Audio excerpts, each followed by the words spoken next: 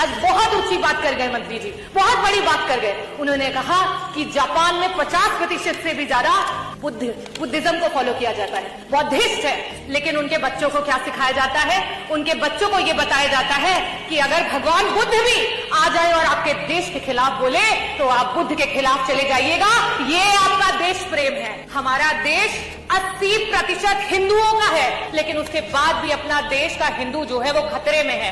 आप किसी मंचों से ये बात कह दें या हमें कहने को बोल दें कि हम अपने बच्चों को ये सिखा सके कि अगर श्री राम भी आ जाए और आपके देश के खिलाफ बोले तो आप उनको भी नकार देना, क्योंकि आपके लिए सबसे पहले आपका देश है और उसके बाद धर्म है। जो धर्म पे सियासत करते हो वो इन बातों को क्या बोलेंगे? और इसीलिए जापान आज विकसित देश है और आज हम कहाँ पे हैं? आज अभी हम डेवलपिंग कंट्री हैं। अखिलेश यादव जी को फोन लगाओ भाई। हाँ बेटा। सेतु जी लगाना जरा अखिलेश जी को फोन, मैं डिबेट करने को तैयार हूँ। अभी बता दे भाई। अखिलेश जी से डिबेट करने की अगर कह दूं हैसियत तो प्रधानमंत्री नरेंद्र मोदी जी में भी नहीं है। डिबेट क्या करेंगे? प्रेस कॉन्फ्रेंस भी नहीं कर सकते। आपको इसलिए हिंदू मुसलमान दिखाई दे रहा है। सुधांशु त्रिवेदी का कहना है हिंदू जाग रहा है। क्या बोला तूने? और इसीलिए विपक्ष भाग रहा है। ये तो लेटेस्ट न्यूज है। चलो भाई देखो अपने क्या करना। सुधांशु जी ने कहा कि 2014 में आजादी का एहसास हुआ। क्यों हुआ उसका कारण खोजिए। जब देश की आजादी की लड़ाई चल रही थी, इनकी पार्टी का नाम है भारतीय जनता पार्टी। ठीक है। भारतीय जनता पार्टी की मां है जनसंघ, जनसंघ की मां है हिंदू महासभा और आरएसएस। कहना क्या चाह रहे हैं भाई आप? हिंदू महासभा और आरएसएस से इनकी पार्टी का जन्म हुआ है। जब वो देश की आजादी की लड़ाई चल रही थी तो हिंदू महासभा और आरएसएस अंग्रेजों के साथ थी।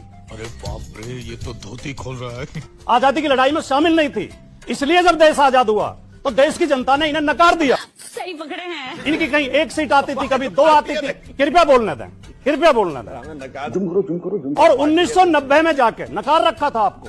आपकी पार्टी को कोई गंभीरता से नहीं ले सकता था,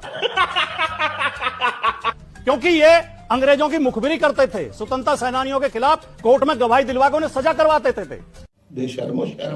जब भारत का संविधान लागू हुआ इन्होंने उसका विरोध किया। जब तिरंगा झंडा फहराया गया इन्होंने उसका विरोध किया।